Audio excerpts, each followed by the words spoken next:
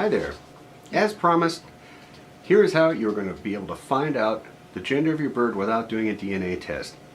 Now, as a caveat, DNA is the only 100% foolproof, absolute way to make sure that your bird is of a certain gender, but this was taught to us by a breeder who was also taught by another breeder, and this has yet to fail. So far, this is 100% accurate, and as you will see at work, you'll come to the same conclusion.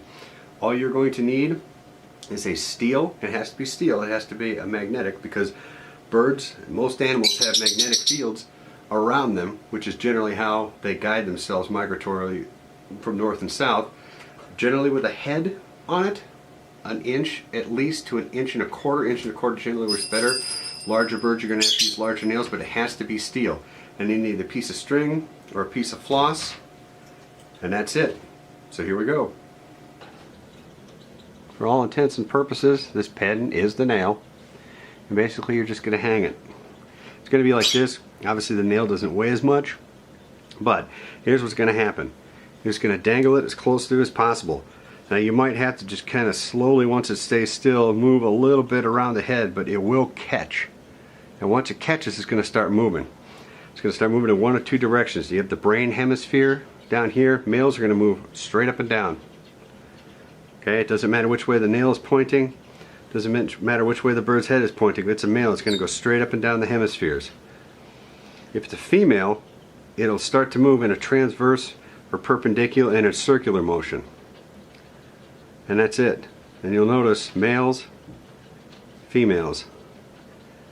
And it's as simple as that. So you're going to see an actual demonstration on real birds on what this is going to look like. Now you notice, you just put the nail right there and hold it steady, and eventually it will start moving. Now obviously,